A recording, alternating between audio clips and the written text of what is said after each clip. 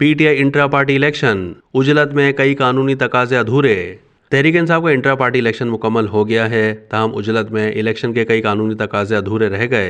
कानूनी माहिरीन के मुताबिक पीटीआई क़यादत की जानिब से उजलत में करवाए गए इंट्रा पार्टी इलेक्शन में कई कानूनी खामियों के बाइस अकबर एस बाबर को इंट्रा पार्टी इलेक्शन चैलेंज करने का बेहतरीन जवाज़ फराहम कर दिया गया है।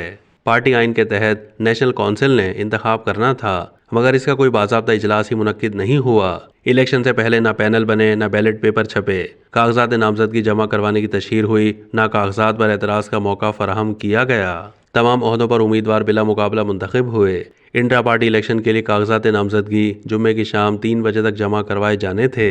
पार्टी के बानी रुकन अकबर एस बाबर कागजात नामजदगी और वोटर लिस्ट लेने पार्टी सेक्रेटेरिएट गए तो उन्हें बताया गया कि कागजात नामजदगी जमा कराने का वक्त खत्म हो चुका है। दूसरी जानिब तहरीक इंसाफ इलेक्शन कमीशन के ज़राए के मुताबिक पार्टी इलेक्शन कमीशन ने इंट्रा पार्टी इंतखाबात के तमाम ज़रूरी कानूनी तकाजे पूरे किए, जिनका हर कानूनी फोरम पर दिफा किया जाएगा। बानी तहरीक इंसाफ से मुशावरत के बाद सदर समेत दीगर ओहदों पर नामजदगी आइंदा 2 दिन में की जाएगी। उमर अयूब, हमाद अजहर, अली अमीन गंडापुर ने नामालूम मकाम से इलेक्शन में हिस्सा लिया, जबकि शाह महमूद कुरैशी और यास्मीन राशिद ने जेल से बिला मुकाबला इलेक्शन जीता।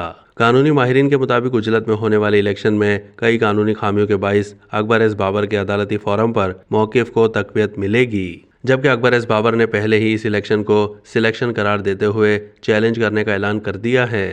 अब तक के लिए इतना ही। मज़ीद मालूमात के लिए डेली जंग के यूट्यूब चैनल को सब्सक्राइब कीजिए।